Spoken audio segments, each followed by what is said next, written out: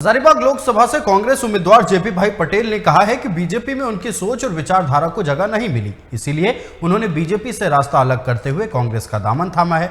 उन्होंने कहा कि वो सिर्फ कुर्मी नहीं बल्कि सभी तबकों के नेता हैं। उनसे खास बातचीत की हमारे सहयोगी सोनू केशरी ने। हजारीबाग में सांसद प्रत्याशी जो कांग्रेस से खड़े हुए हैं जेपी भाई पटेल जी, तो उनके साथ में हैं और आइए उनसे कुछ खास बातचीत करते हैं। सर, आपका टीवी 45 में बहुत बहुत स्वागत है। धन्यवाद। सर, हम चाहेंगे कि आखिर आप बीजेपी छोड़कर कांग्रेस में आए, क्या कुछ कारण रहा? क्या मान सम्मान आपको वहाँ पर नहीं मिला? मैं तो लगातार आप सबों को बता ही रहा हूँ कि 2019 में एनडीए गठबंधन के प्रत्याशियों के समर्थन में मैंने भरपूर चुनाव प्रचार किया था और उसका रिजल्ट भी निकला था। और उस समय मैं इस विचारधारा और जो सोच के साथ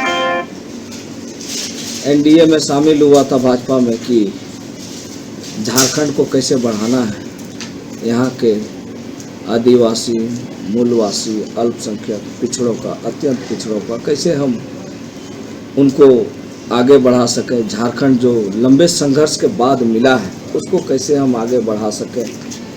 और मैंने देखा कि 2014 से 19 तक भारतीय जनता पार्टी का केंद्र की सरकार रही और अभी तक है, लेकिन मैं जिस क्षेत्र से आता हूँ, मांडू, समस्त हजारीबाग में कोयलांचल, चाहे कई फैक्ट्रियाँ हैं, भारत सरकार के कई इकाइयाँ कार्यरत हैं, लेकिन देख रहा हूँ कि आज भी वो लोग जो झारखंड अलग राज्य के पहले भी जो हम लोग संघर्ष कर रहे थे और आज भी अलग राज्य होने के बाद यहाँ के आदिवासी, मूलवासी, पिछड़ों, अल्पसंख्यकों का जो जमीन कितना जमीन लिया गया, नौकरी लगाया, वहाँ पर फैक्ट्री लगाया गया, लेकिन आज लोग जमीन तो दे दिए, फैक्ट्री भी लग गया, केंद्र सरकार की कई इकाइयाँ भी संचालित है, लेकिन उनको मांग, उनका अधिकार आज भी पूरा नहीं हो रहा है।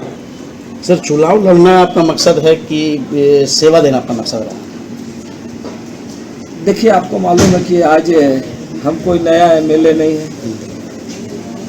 आप सबों के आशीर्वाद से मेरे पिताजी भी यहाँ पर 5 बार विधायक रहे, हम भी 3 बार रहे, राज्य का मंत्री भी रहे, और हमारा 2013 से 14 18 महीना का कार्यकाल, जिसमें 6 महीना आचार संहिता गुजर गया, एक विधानसभा का, दूसरा लोकसभा। उसके बावजूद भी हमने जो कार्य किया पूरे झारखंड में, पेयजल स्वच्छता विभाग में देख लीजिए, वो किसी से छिपा नहीं। हम देख रहे थे कि हमारा सोच, हमारा विचारधारा और यहाँ के जो सोच है, लोगों का जो सोच है, उसमें वो फिट नहीं बैठ रहा था वो गठबंधन। यहाँ के लोग एकदम त्रस्त हैं, उस पर क्या कुछ आपके पास? मैंने तो पहले ही कहा कि मेरा भारत सरकार का, यहाँ एनडीए का, भारतीय जनता पार्टी का सरकार चल रही है और मैं उस दल का विधायक रहा। कई बार पत्राचार निरंतर, चाहे आप देखे होंगे कोयला का ई ऑक्शन, सारे कोयले जो है रोड सेल के माध्यम से पहले ई ऑक्शन में ज़्यादा लोग को मिलता था, लेकिन ई ऑक्शन का क्वांटिटी कम कर दिया गया और सब है सो फैक्ट्री के नाम से, कहीं पीएलसी, कहीं कुछ कोयला, मतलब जो ई ऑक्शन के माध्यम से राजस्व मिलना था सरकार को, जहाँ कोयले में लोग ज़्यादा रोजगार से जोड़ सकते थे, वो सरकार ने उस चीज़ को बंद कर दिया। मैंने सांसद बनने के बाद हजारीबाग की जनता को पूरा लाभ पहुँचाएंगे। निश्चित रूप से जो प्रयास, जो भी लोगों को मांग होगा, उस मांग के साथ मैं खड़ा मिलूंगा। चलिए, फिलहाल अभी हमने सांसद प्रत्याशी कांग्रेस के जेपी भाई पटेल से मिला और उनकी कुछ खूबियों को जाना और क्या कुछ शहर में विकास होगा उनको जाना। मैं टीवी 45 से सोनू केसरी, हजारीबाग।